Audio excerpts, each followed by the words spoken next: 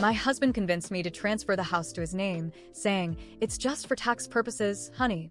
A month later, when he sat me down with a smile on his face to sign the papers and allow him to move in with his new girlfriend, he thought I would cry. But he didn't know the secret I had been keeping, and when I revealed it, his smile disappeared.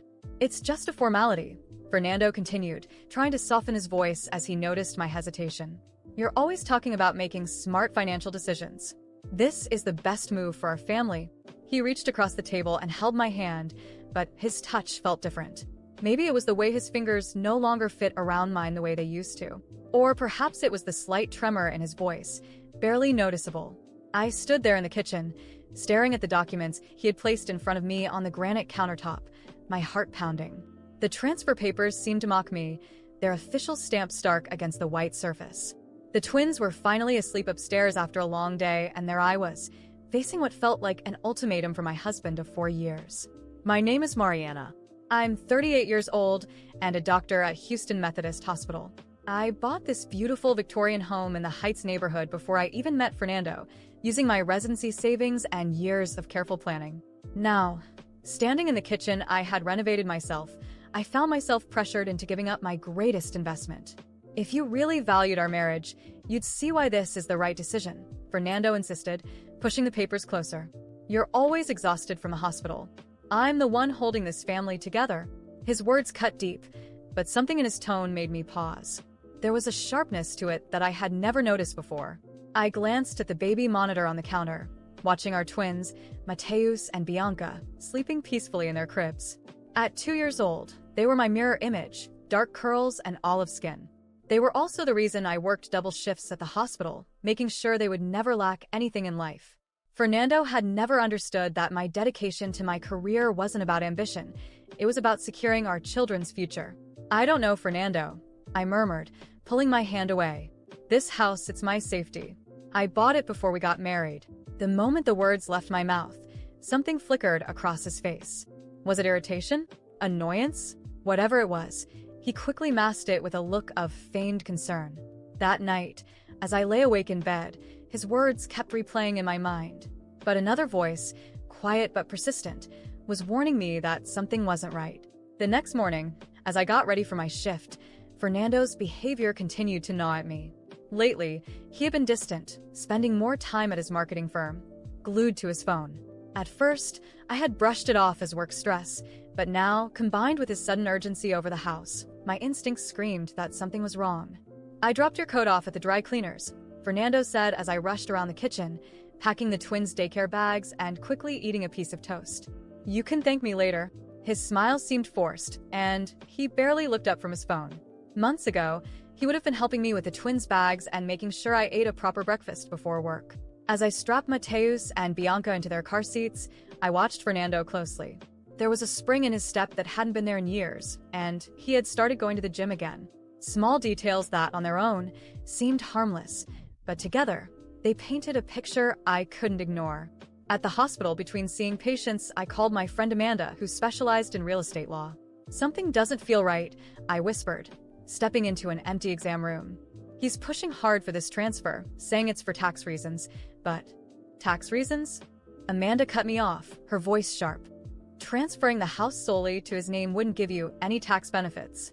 In fact, it would complicate things since you bought it before marriage." My blood ran cold. I had been so busy with work and the kids that I hadn't thought it through. Fernando was counting on that, wasn't he?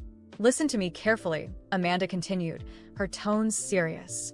"Don't sign anything. I don't want to scare you, but I've seen this before. When men push for property transfers, they usually have a reason." That afternoon, during a quick break, I did something I had never done before. I checked our phone records. Fernando had been making frequent calls to the same number for months. My hands trembled as I looked it up. A name appeared: Lorena. A quick social media search revealed a young, beautiful woman in her mid-20s whose check-ins matched Fernando's late nights at work. My stomach churned as I scrolled through her photos, stopping at one from 2 weeks ago. She was at a real estate office, captioned, "Big changes coming. New chapter. Blessed." I shut my office door and took a deep breath. Years of medical training had taught me to trust my instincts when something felt off. And right now, my instincts were telling me I needed to act. That evening, for the first time in months, I left the hospital early. Instead of picking up the twins from daycare, I went to a discreet electronics store Amanda had recommended. The elderly man behind the counter barely reacted when I explained what I needed: a high-quality recording device, small enough to hide in my kitchen. "Protect yourself," he said quietly as he showed me how to use it. "The best evidence comes from their own words." I got home before Fernando, set up the device, and started cooking as if it were any other night. When he walked in, he looked surprised to see me there. "No emergencies at the hospital today?" he asked, casual but watchful. "I wanted to talk more about the house transfer," I said, stirring the pasta sauce. "I've been thinking about what you said." I watched his reflection in the kitchen window as his face lit up with barely concealed excitement. "I knew you'd come around," he said, stepping behind me. "You're making the right choice, Mari. This is what's best for our family." The way he emphasized family made my skin crawl. Over dinner, I let him talk, recording every word as he laid out his elaborate plan. Every lie was precise, calculated, and with growing dread, I realized he had been planning this for months. After putting the twins to bed, I sat in their room, watching them sleep. Bianca clutched her favorite stuffed animal, while Mateus had, as usual, kicked his blanket off. Looking at them, a wave of fierce determination washed over me. Fernando thought he had everything under control, but he was about to learn that a mother will always fight for her children. I sat in my children's room for a long time, watching their innocent faces, feeling an anger boil inside me. Fernando thought he had everything under control, that I was naive enough to fall into his trap without asking questions.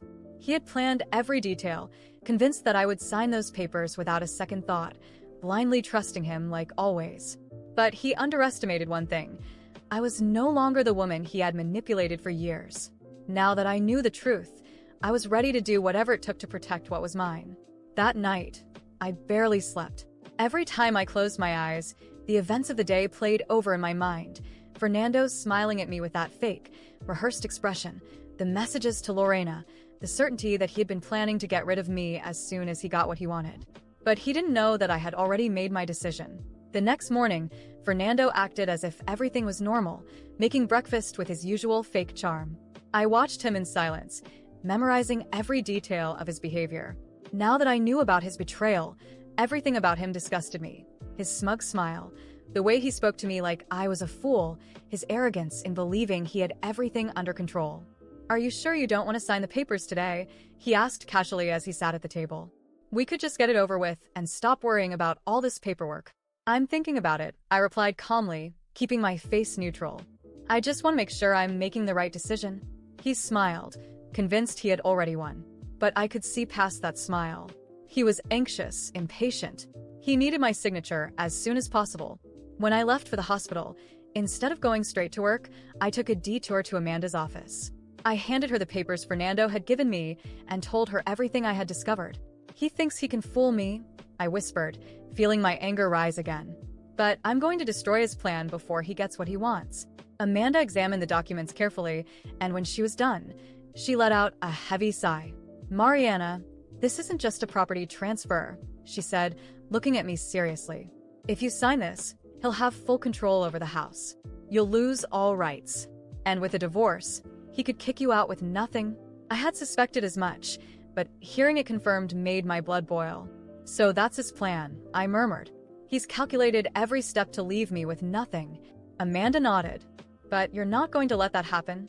For the next few days, I played along, keeping up the act so Fernando would continue thinking I was about to give in. While he believed his manipulation was working, I was preparing to crush him. I started gathering all the evidence I could: Lorena's messages, the call logs, the conversations where he pressured me about the house. I documented everything carefully. Every day, I recorded our interactions, waiting for the right moment to strike. And finally, the day arrived. I waited until late at night when the twins were already asleep and asked Fernando to sit with me in the living room. He looked relaxed, confident that he had already won. "I need to talk to you about the house," I said, pretending to hesitate. His eyes lit up with satisfaction.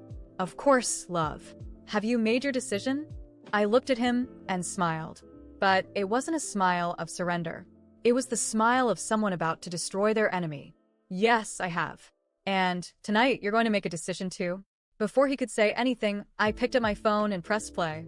His own voice filled the room, carefully detailing his plan. Every lie, every manipulation. His face turned pale the moment he heard it. "This is ridiculous," he muttered, trying to keep his composure. "Ridiculous?" I let out a cold laugh.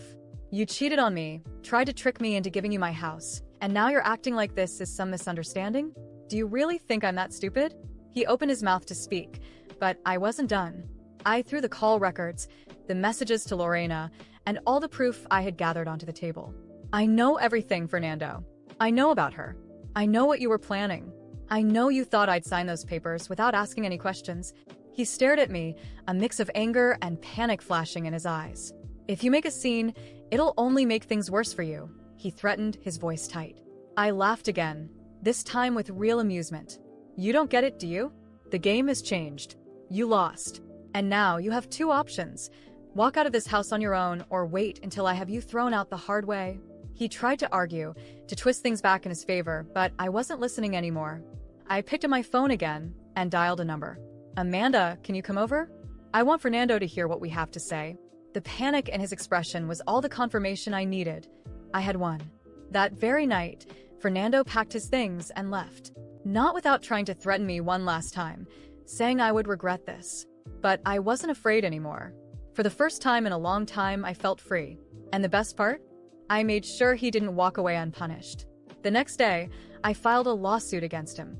Every piece of evidence was there, proving how he had tried to manipulate me into giving up my house. The result?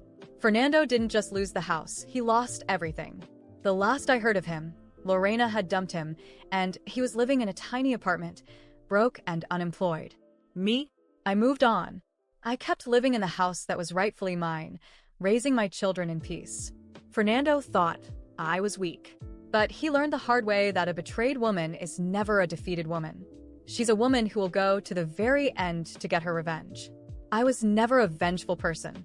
I was never someone who wanted to expose others, play dirty, or ruin someone's life. But Fernando wasn't just anyone. He wasn't just a cheating husband. He was a scammer, a manipulator who tried to rob me, not just financially, but emotionally. He wanted to strip me of everything, take my house, my stability, my children's security. He wanted to discard me like trash while he started a new life with Lorena in the house that I bought, with the money that I worked for. But what he never imagined was that I was no longer the woman he thought he could deceive. After that night when I kicked him out of the house, I didn't stop there. Watching him leave with his head down, throwing out empty threats while carrying his suitcases, wasn't enough. I knew that Fernando had gotten away with too much in life, because no one had ever exposed him for what he really was. That was about to change. I spent the next few days organizing everything. I already had the proof, all the recordings, the messages, the call logs. Everything that showed his disgusting plan to trick me into transferring the house to his name. But I didn't just want to ensure my legal victory. I wanted the world to know exactly what kind of man he was.